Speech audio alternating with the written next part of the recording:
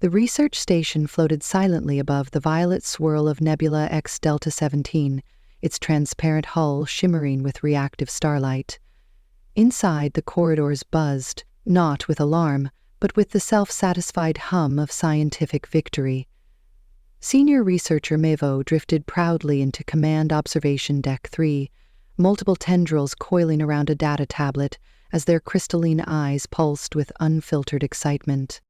"We've done it," Mevo beamed to Security Officer Zix, whose translucent crystalline form was already flickering with anxiety. 7 juvenile specimens, perfectly healthy, secured with minimal resistance. Zix's facets immediately flushed crimson. "You what?" "The small ones from the bipedal predator species, humans. Their juveniles were collected from an educational facility. We observed, we extracted, we secured, all in accordance with Section 4 of our discovery protocols." Zix's appendages flattened against their sides, a signal of pure instinctual dread. "You abducted children. Human children. From a school?" "Well, technically a diplomatic educational pod." Zix's glow dimmed as they accessed the galactic threat matrix through their neural interface.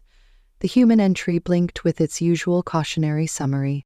Species designation: Terran, human. Class 12, Death World. Inhabitants Juvenile Handling Protocol. Do not engage. "Miavo," Zix hissed through vibrating prisms. "Do you know what you've done?" Before Mevo could respond, the station trembled, not physically, but existentially, as a transmission forced itself through every communication node aboard. The voice was clear, calm, terrifying.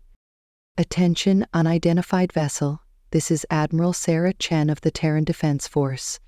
You have committed an act of war by abducting 7 of our children. You have 10 minutes to return them unharmed, or we will show you why taking human young is classified as a Class 1 suicide attempt across 12 galaxies." Zix's structure flickered. Miva's tablet slipped from trembling tendrils. How did they find us so quickly? This system is unmapped. We're in uncharted space." Zix pulled up the external sensor feed. The stream came alive. 15 Terran warships phased in one by one, each bristling with quantum-laced weaponry. Behind them, gliding ominously in the shadows of an eclipsed moon, loomed the TSS Vengeance of Daycare. And then, over the same system-wide broadcast, came a chirpy young voice. "Hey, alien guys, this is Katie Chen. I'm one of the kids you, grabbed. My mom's the admiral who's about to blow up your station. She says we should probably move away from the purple wall. That's where the boarding teams are coming through. Oh, also, Jimmy figured out your gravity system and we're turning it off now." As if synchronized by fate, the entire station lurched. Artificial gravity failed. Zix gripped a stabilizing strut with a crystalline claw, while Mevo flailed midair like an upended starfish. "They disabled our gravity controls?"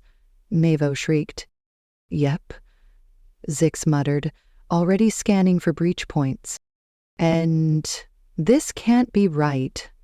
They've also reprogrammed our food synthesizers to only produce something called ice cream." There was a pause. "And they've hacked our translator to insert the word fart into every third sentence."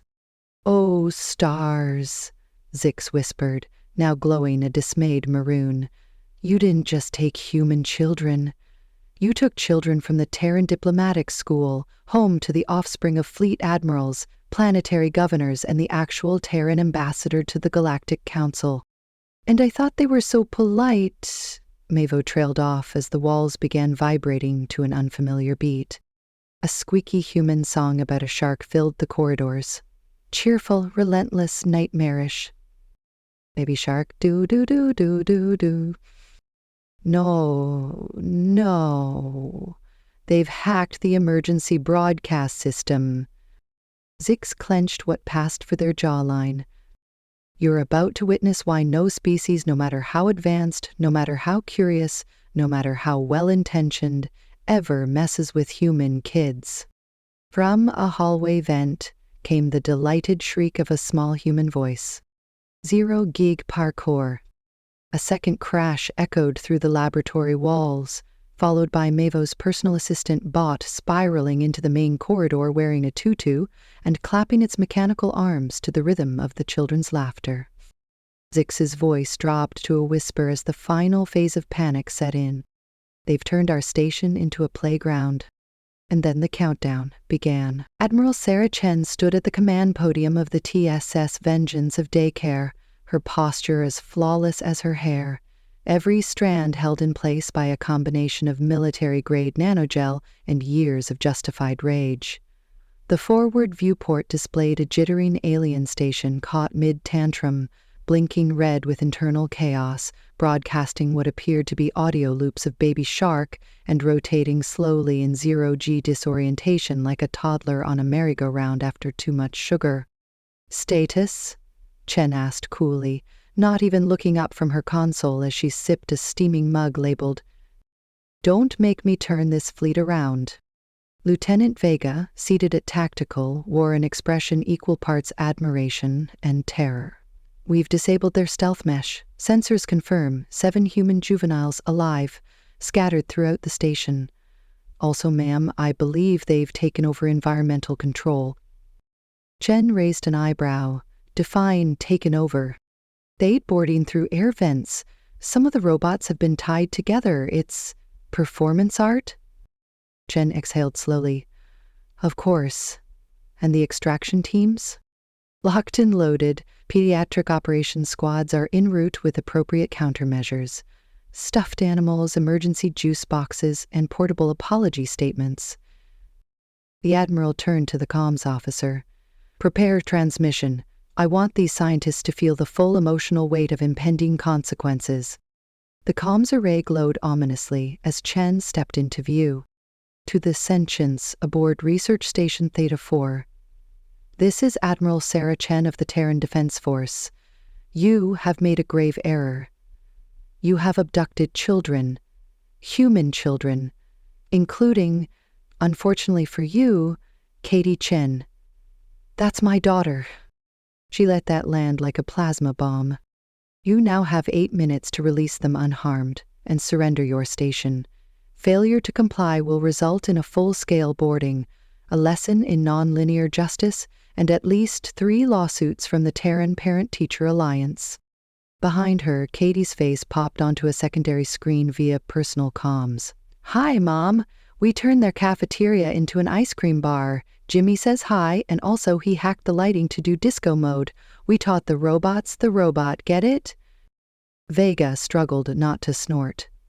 "We're monitoring. Gravity's still fluctuating. One child is playing tag with the fire suppression drones." "Of course," Chen muttered. She turned to her helmswoman. "Begin countdown." 7 minutes.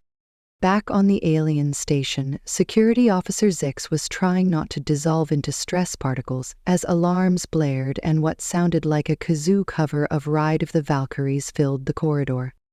Mivo's voice crackled in from lab control. "They've weaponized joy. They've reprogrammed our sanitation bots into a synchronized conga line. Can we vent the corridors?" "No, they've locked us out with something called hopscotch encryption." "What is that?" "A dance-based security protocol, apparently." Zix's crystalline form dimmed. "We are so very doomed." 6 minutes. Aboard the Vengeance of Daycare, Admiral Chen reviewed an incoming data packet. "New update. The children have renamed the station in their hack directory." Vega frowned. "Renamed it to what?" Chen read aloud, deadpan. "The Bouncy Castle of Eternal Doom, home of the Ice Cream Armada." Everyone on the bridge tried very hard not to laugh. Chen tapped a control and activated the station-wide comms once more. 5 minutes. "You are currently hosting the offspring of several high-ranking Terran officials. One of them, Jimmy Reyes, once turned a science fair volcano into a functioning warp grenade. The other, Katie Chen, built a glitter-based EMP for her 3rd-grade project. You have, in short, abducted the worst possible children. She turned to her XO. Activate the emergency parental engagement protocol. Mom, are you sure? Chen nodded solemnly. Release the dads. Outside the station, 3 small Terran shuttles detached from the fleet. Their shields shimmered with energy fields, shaped suspiciously like folded camping chairs and grill racks. Each vessel bore a crude decal reading, "Dad Squad grilling you for answers." Inside, 3 Terran fathers in tactical polos and sandals cracked their knuckles in unison. "Let's go get the kids," one said. Research Station Theta 4 was no longer a facility of scientific prestige. It had become, much to Security Officer Zix's horror, a floating daycare center of controlled anarchy. Or perhaps barely controlled anarchy. The corridors spun in lazy spirals as children drifted joyfully through the air, flanked by reprogrammed cleaning bots, performing synchronized twirls to the beat of hacked background music. The lights pulsed pink, green, and glitter blue. Emergency indicators blinked out rhythmic patterns to Baby Shark. Several support beams had been covered with duct tape and labeled "No tag passed here." Zix, clinging to a ceiling brace, activated the emergency feed to Laboratory 7. The feed flickered, revealing all 7 human children bouncing off the padded walls of their containment unit with gleeful chaos. The term containment unit was now a loose suggestion. A crayon drawing of a volcano labeled Mount Doom had been taped to the wall, and at least one child had apparently repurposed the oxygen regulator to make it blow bubbles. "Mivos," Zix snapped. "Why are the prisoners teaching your AI assistant how to floss dance?" The senior researcher floated helplessly in the lab's anti-grav bubble. One tendril looped around a control node like a sad party streamer. "They said it was for cultural outreach. I thought it was diplomacy." A small voice crackled across the station-wide channel. "Hi again, alien dudes. This is Jimmy. You might want to recalibrate your coolant systems. We accidentally turned the kitchen into a skating rink." Zix's crystalline form began flashing emergency maroon. How are they still broadcasting on internal comms? They fused 3 soup ladles, your translator core, and some kind of slime? Sleem. From the cafeteria, a chorus of giggles echoed through the ventilation system. A moment later, a mop-bot rolled past Zix on rollerblades, carrying a child wearing a paper crown labeled Duke of Snacks. "This is Duke Jimmy the First. I claim this hallway in the name of Snackistan." "Al hail!" came a cheer from unseen children in nearby shafts. Zix watched in stunned silence as the bot saluted and rolled away. Mavo's voice was now an exhausted whisper. "Zix, we gave them crayons. That was our first mistake." "No," Zix replied, voice hollow. "Our first mistake was not ejecting ourselves out the airlock when we heard they were from the Terran Diplomatic School." Back in Lab 7, Katie Chen floated calmly in lotus position, levitating mid-room like a serene monk in 0G. She was instructing 3 other children and a curious mop droid in the spiritual principles of hacking. "This," she said, tapping the display interface, "is how you reroute life support to power the bouncy house simulator."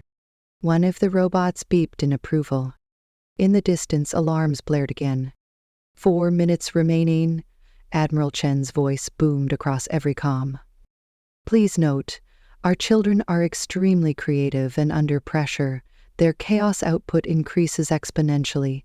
You have until the next message to decide between peaceful surrender or full-on juicebox diplomacy." Zix turned to Mavo. "I don't even want to know what juicebox diplomacy is." Mavo didn't answer. He was staring at a report scrolling across the console. "System alert. Gravity core hacked.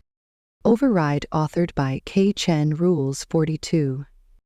New setting 0G playground mode active. Rotation rate fun. Background music enabled. I like to move it." Outside the station, the Terran boarding pods were preparing for breach. Inside, elite members of the Pediatric Operations Unit, PetOps, tightened their harnesses and made last-minute checks on juicebox stockpiles, teddy bear-shaped EMPs, and the new hug, snuggle, or subdue non-lethal takedown protocols. Back inside the station. "Hi, aliens," Katie's voice echoed once more. "We taught your translator something new. Want to hear a fart joke?" Zix slapped the mute function. The translator didn't care. It replaced half the next system alert with onomatopoeic flatulence. The alien officer slumped, defeated. "They're not even trying to escape," Zix muttered. "They're just having recess." Mevo, who had been scanning internal power readouts, suddenly gasped. "Zix, look!" The main reactor room feed activated. The children had formed a chain of jump ropes made from cables. They were currently using the emergency conduit pathways as monkey bars. The AI voice calmly narrated their activity. Observing subject, KT, status, teaching the station core to beatbox. Zix let out what passed for a groan in crystalline tones. 3 minutes. The station lights dimmed briefly, then pulsed back, this time in sync with a beatbox rhythm, and glowing pink stars projected onto every surface. Zix stared blankly at the footage. "Mevo?" "Yeah. We're going to be footnotes in a galactic safety manual." The thing about panic, Zix Tall had come to realize, is that there are levels. Ordinary panic is a software crash in the middle of a security audit. Elevated panic is a species-breaching containment. But true panic, the kind that lives in your crystalline marrow, is when 7 Terran children start reprogramming your AI with sidewalk chalk and an attitude. Security Officer Zix clung to the ceiling rail in the command center, his glow flickering between shades of cosmic despair. The walls pulsed with what could only be described as glittery regret. Schematic projections had been replaced with crayon renderings of space unicorns and hastily drawn hopscotch boards labeled Firewall Override. "Mevo," Zix hissed, voice crystalline and cracking. "I just watched a child teach our central AI how to speak in rhyming couplets. It now refuses to process security clearances unless you rhyme." The scientist's voice came through a static-filled console. "Zix, one of them just fed our biometric scanner a popsicle and now it identifies as Steve. We've lost control of the lab." Another voice joined the comms. A small child, jubilant and terrifying. "This is Captain Katie of the SS Snackstan. Your bots are now in a dance-off. The winner gets naming rights to the med bay." In the background, cheering, clapping, the thump, thump, thump of synchronized mechanical feet. Zix powered down the feed. How did this happen?" "Crayons," Mevo whispered. "We gave them crayons." 2 minutes remaining, Admiral Chen's voice boomed again. "Mevo, we're out of time." The translucent scientist drifted into the command center on a maintenance sled. His tendrils were knotted, his lab coat had been bedazzled, and his expression was the kind you'd find on a toaster after it had been force-fed glitter.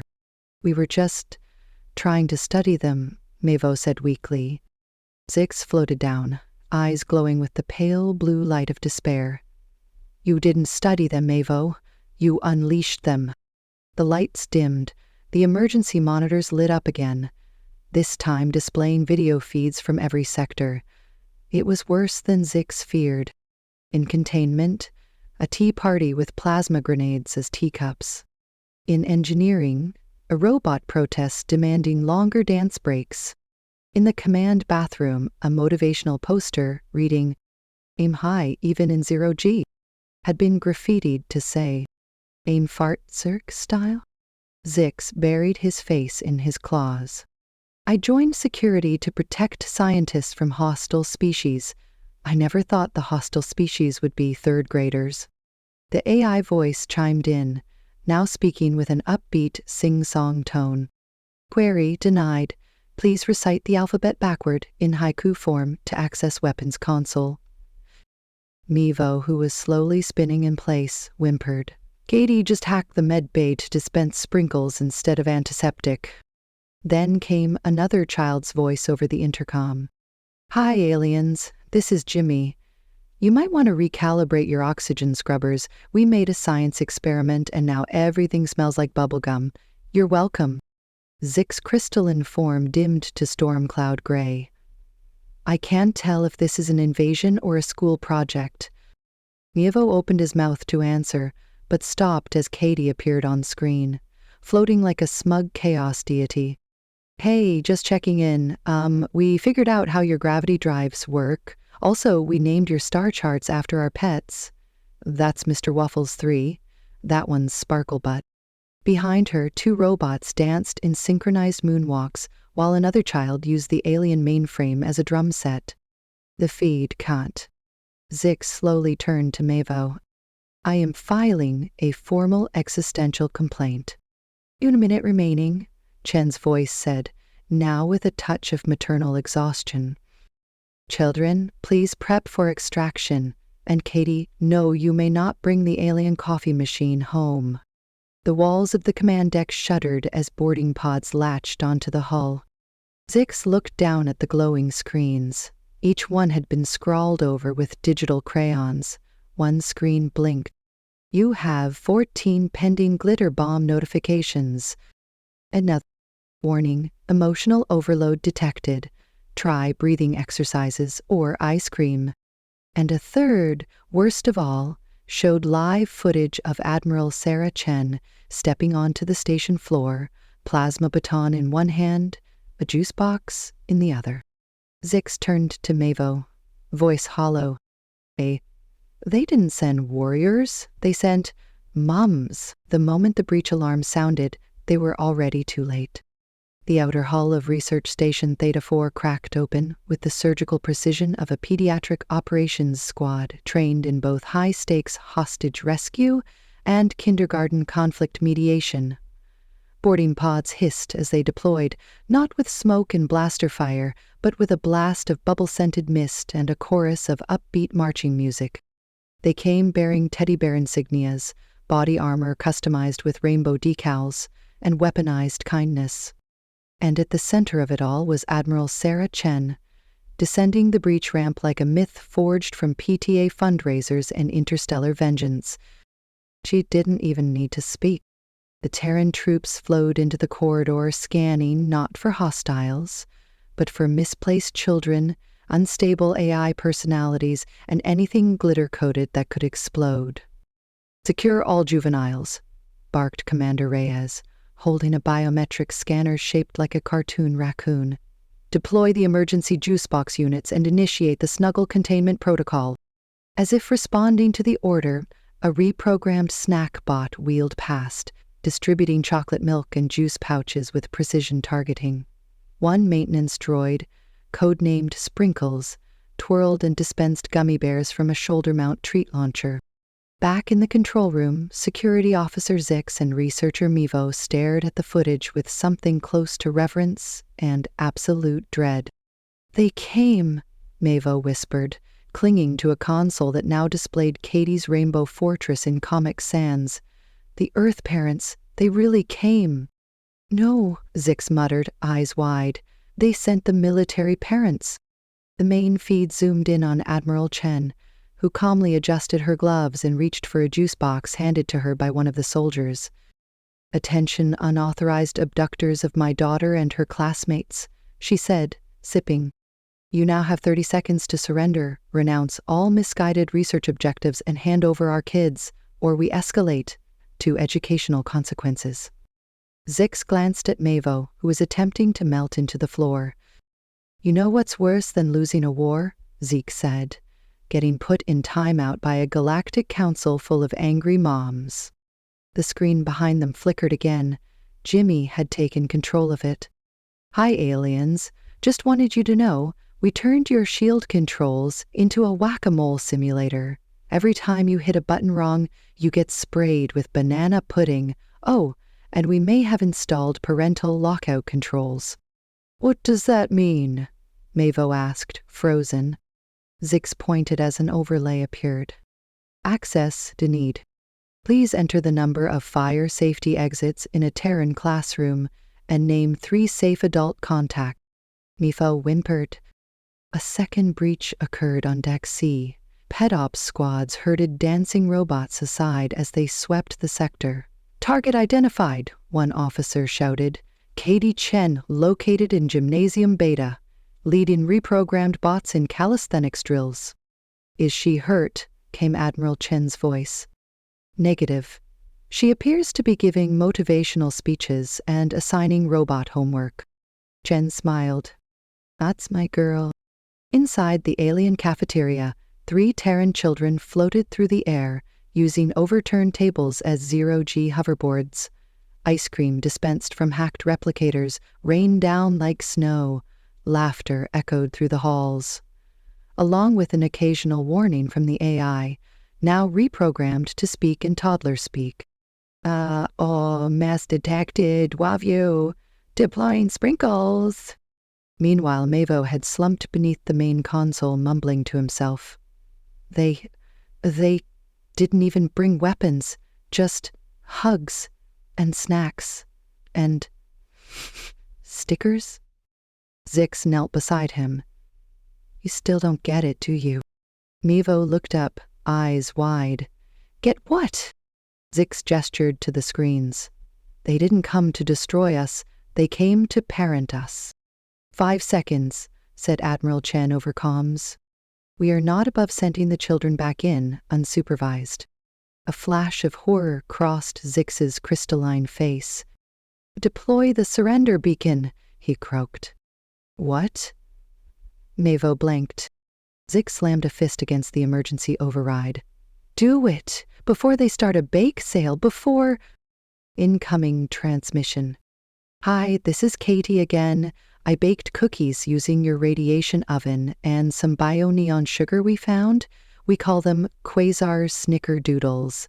They're probably not super toxic. Want some? Mevo screamed. The Galactic Council chamber was not designed for children. It was vast, elegant, and echoing, built to host somber interstellar decisions, not juice-stained sneakers and neon jump ropes. And yet, seated in the very center of that solemn spiral of delegates were 7 grinning Terran children, each surrounded by their thoroughly rattled parents, a squirming alien researcher, and 1 crystalline security officer who looked like he desperately wanted to melt through the floor.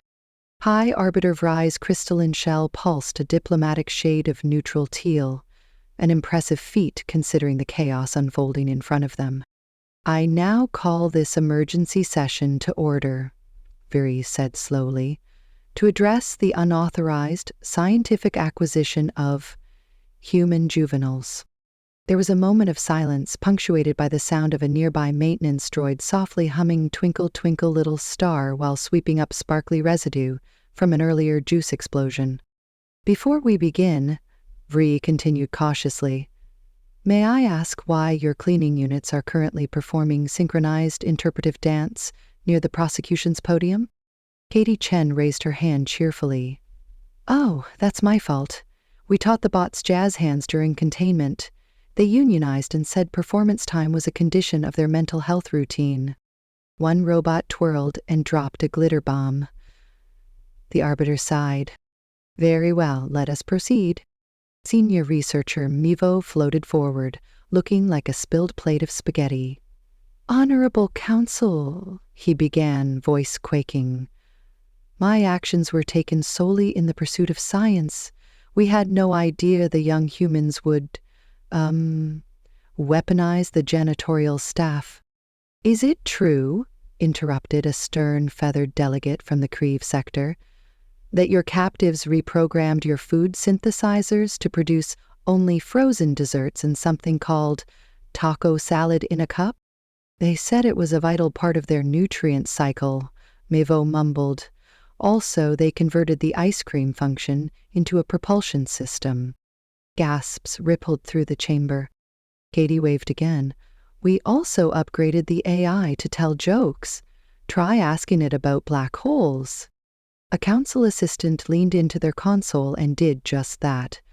The AI responded, Why did the black hole get therapy? because it couldn't let anything go. Groans, applause. Fry cleared their throat, producing the sound of someone politely being swallowed by their own dignity. Dr. Eleanor Martinez, V addressed the next human to stand.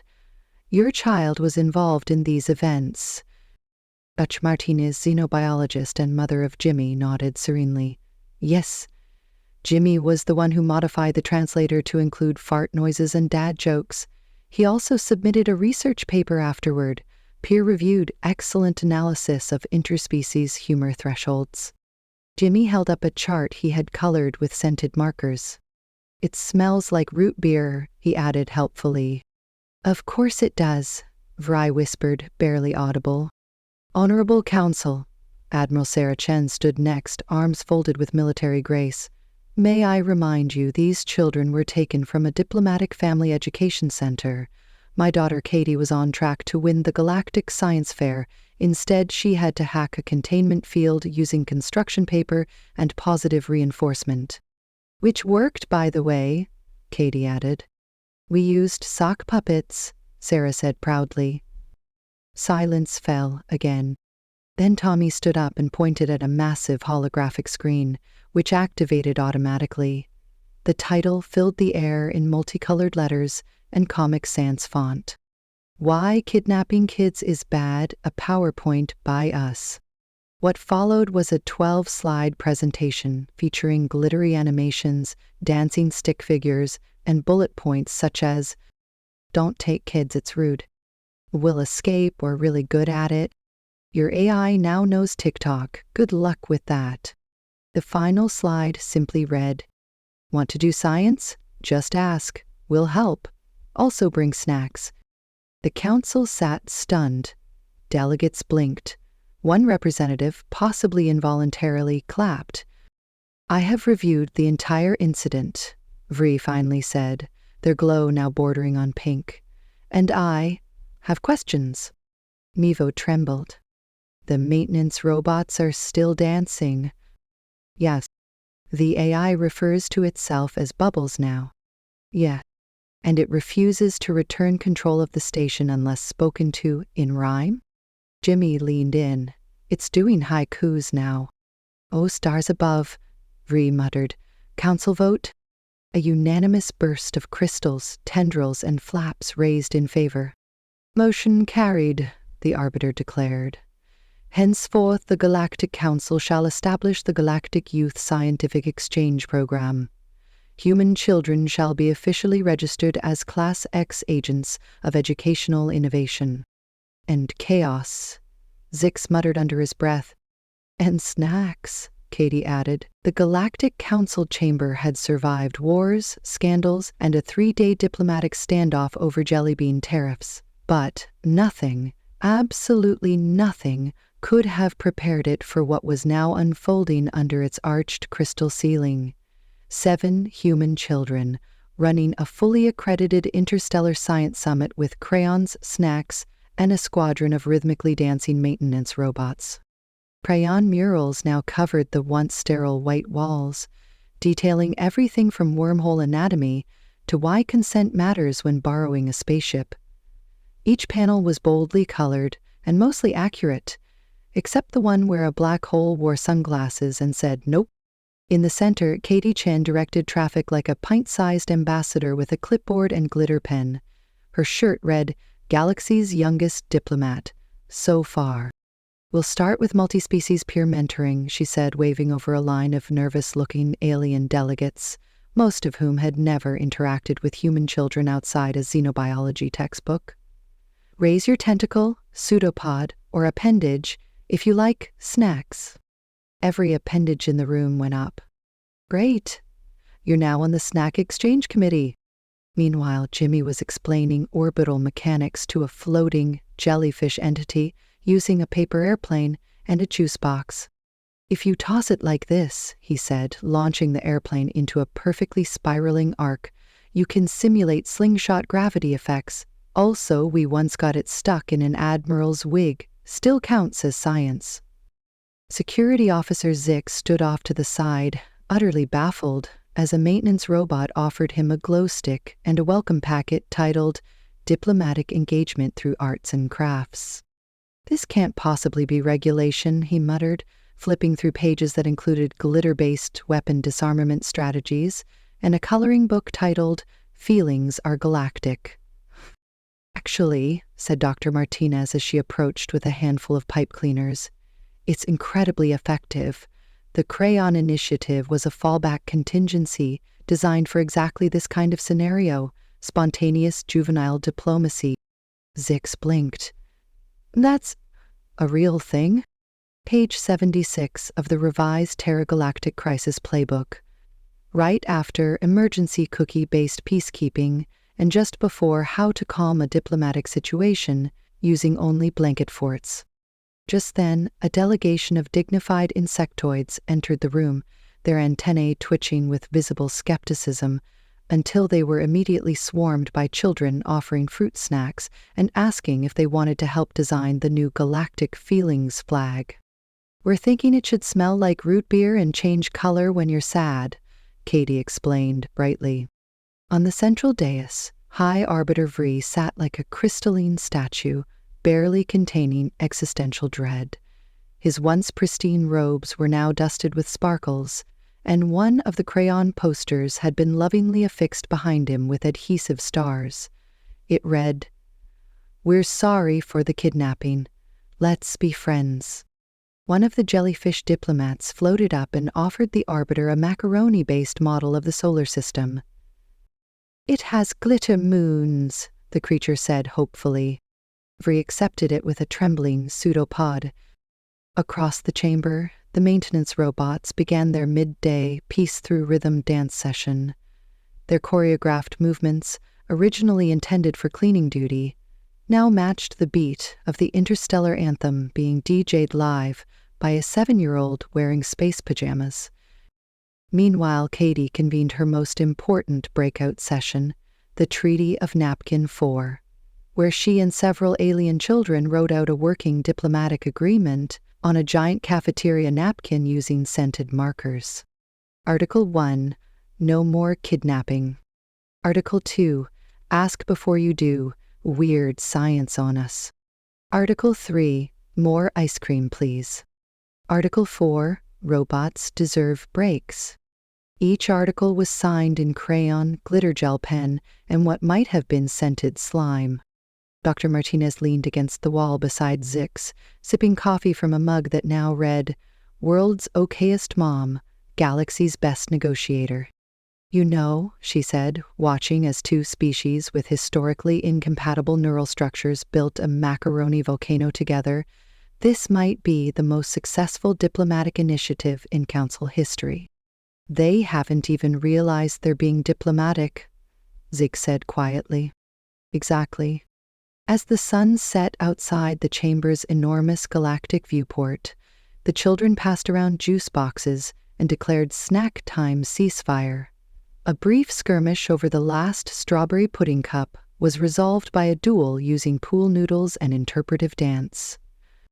Cryon diplomacy had won the day, and the galaxy had no idea what was coming next. By now, the Galactic Youth Scientific Exchange Program was in full swing, and somehow it had taken a turn from borderline illegal research incident to cross-cultural educational utopia with a waiting list. But no one, not even the High Arbiter or the most decorated xeno-educators, was prepared for what came next. It started, as most human-led miracles/chaotic explosions did, with pipe cleaners and an innocent-sounding idea.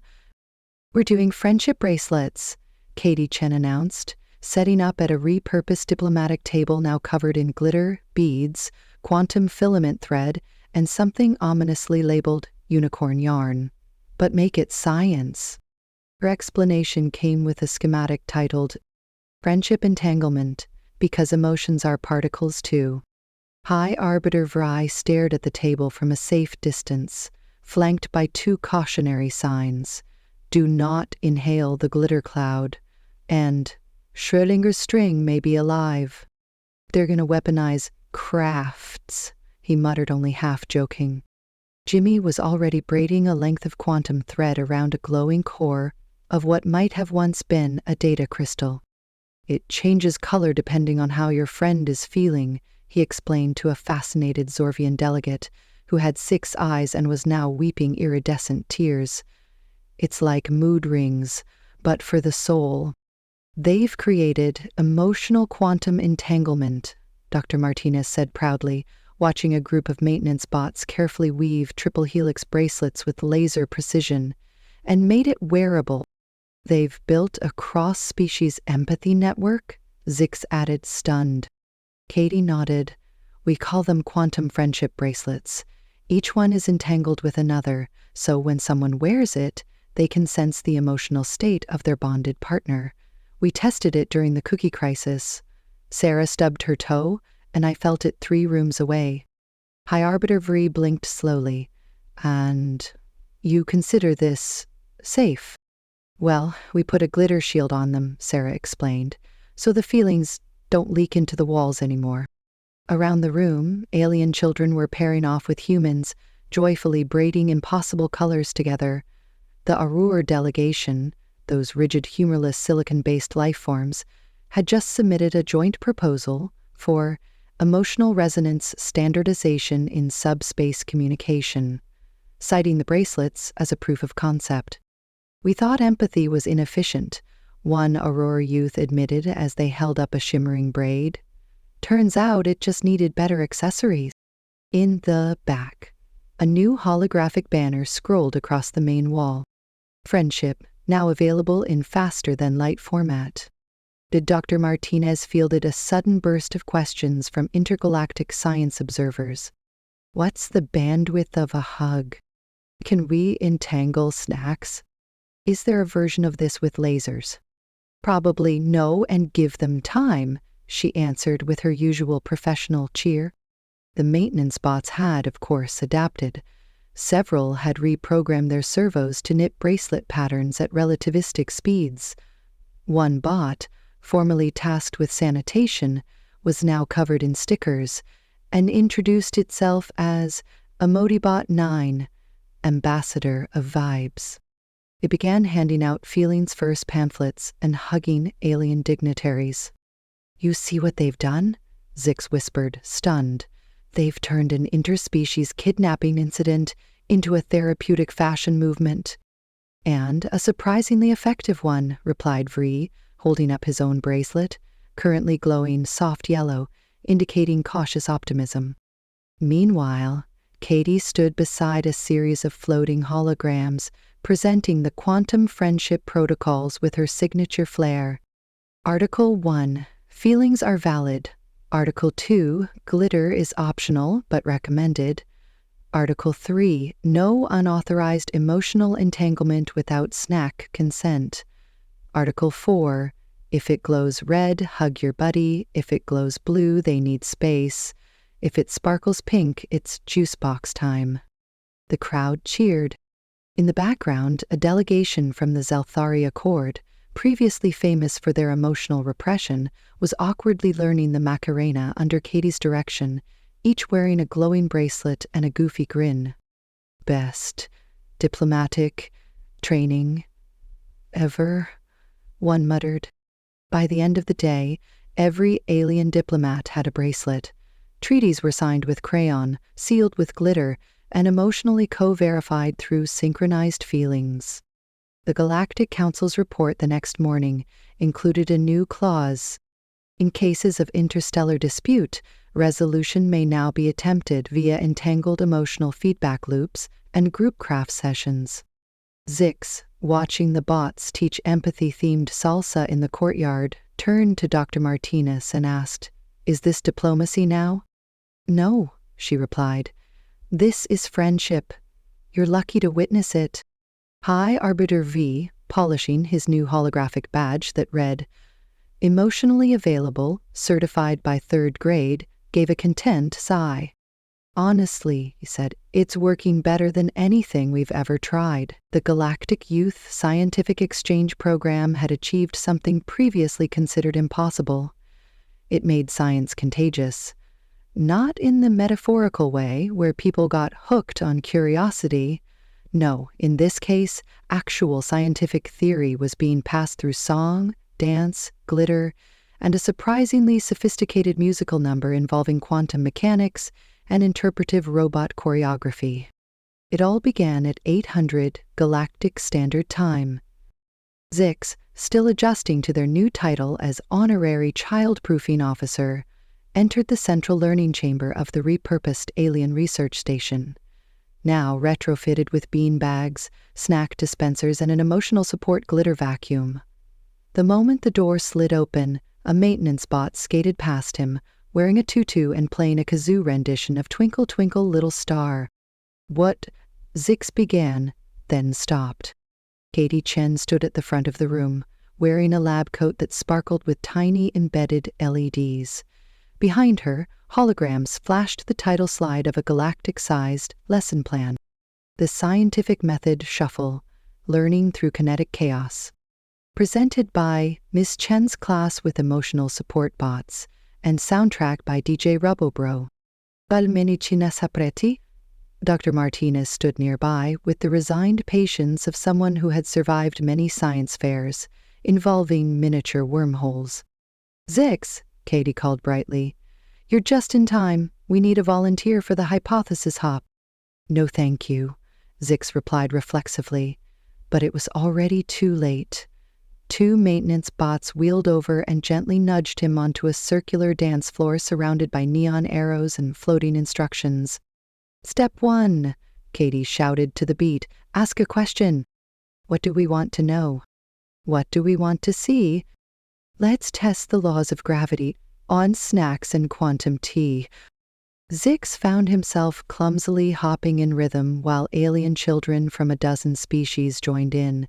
Each step was choreographed to represent a part of the scientific method: questioning, hypothesizing, experimenting, observing, and concluding, with a bonus freestyle round for peer review. Behind the dancers, a Motibot 9 led a synchronized squad of maintenance bots through the conclusion conga, which involved forming hypotheses out of macaroni art and flashing supportive emojis.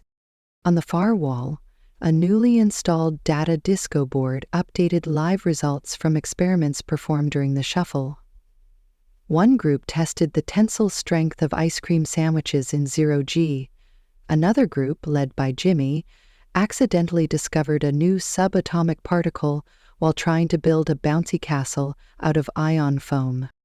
This is chaos, Zix muttered as he twirled beside a Zelthari delegate and a sentient vapor being named Misty. This is education, Dr. Martinez corrected, scribbling notes on her clipboard. It's just creatively structured. Suddenly the music dropped into a heavy bass line, and Katie yelled, "Time for the peer review pirouette!" Around the floor, bots and kids spun in pairs, reviewing each other's projects while singing corrections in rhyme. One alien child was gently informed that glitter is not a stable quantum conductor unless entangled with holographic stabilizers. Admiral Chen entered mid-spin and surveyed the room. After a long silence, she turned to Zix, who was wearing a foam crown labeled Hypothesis King. Do I want to know what this is? Zix, sweating translucent anxiety, replied, It's called the Scientific Method Shuffle, I think. I'm not entirely in control anymore. Chen gave a slow nod. As long as no one's conducting unauthorized experiments in subspace again, I'll allow it. Too late, Katie called from atop a hover desk, holding up a glowing cube.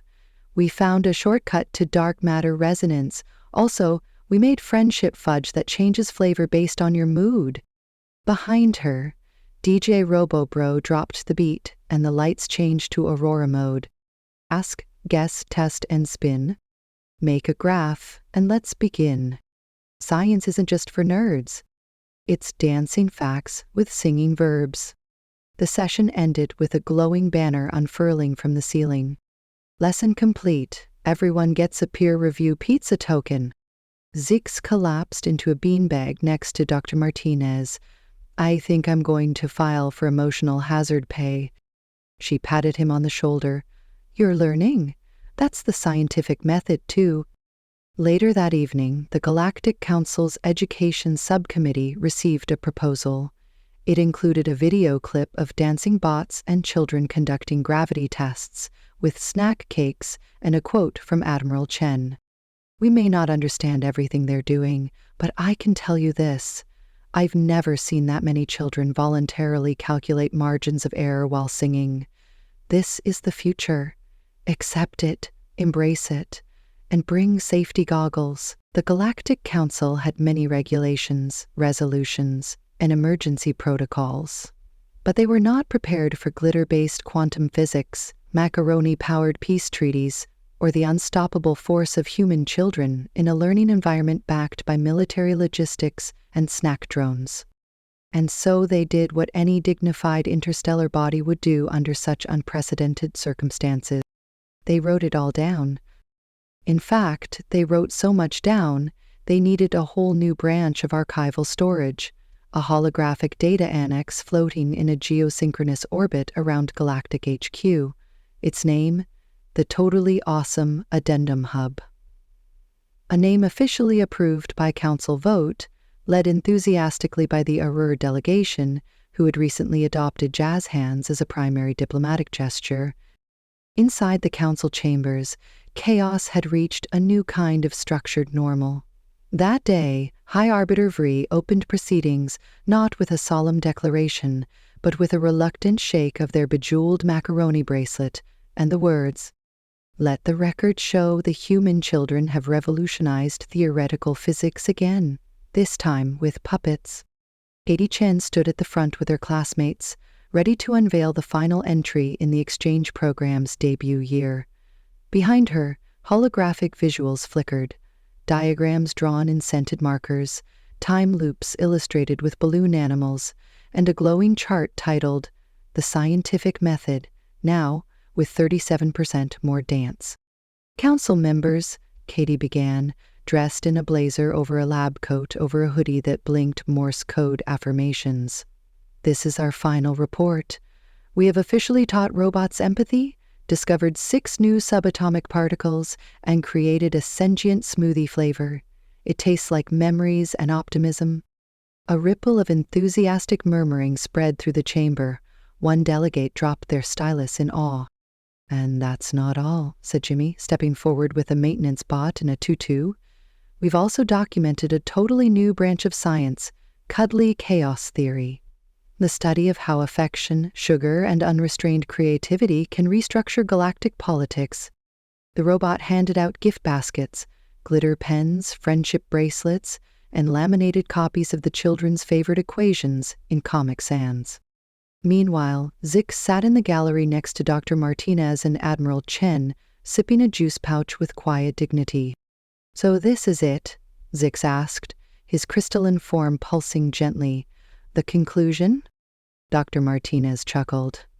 "Conclusion? No, this is just the footnote before the real chaos begins. They just got accepted to the Interstellar Youth Think Tank."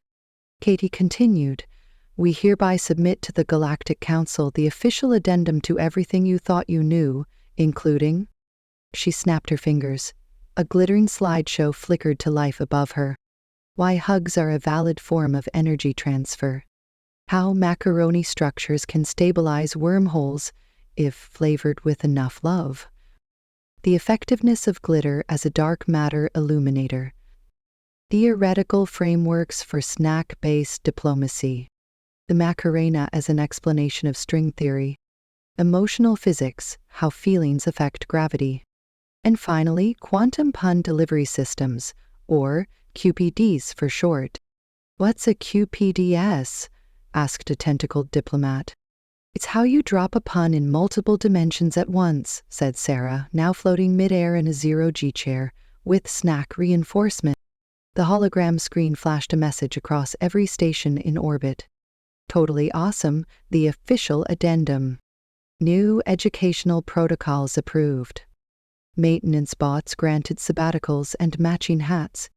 Galactic Youth Science Fairs scheduled every 6 months. Emergency Jazz Hands Protocol, standardized. And at the bottom, in glittery blue letters, this changes everything, officially. A spontaneous standing ovation, or floating equivalent, broke out. The children, victorious and slightly sticky with learning-based snacks, joined in a final performance choreographed by DJ Robobro and Emotibot 9, a rendition of Bohemian Rhapsody rewritten to explain dark energy and long division. Council members cried. Maintenance bots danced. The fabric of space-time wept a little with joy. And Admiral Chen, standing beside her daughter with tears in her eyes and a tactical glitter vacuum on standby, whispered the words now immortalized in galactic archives. They're not just kids. They're the future. And they're totally awesome.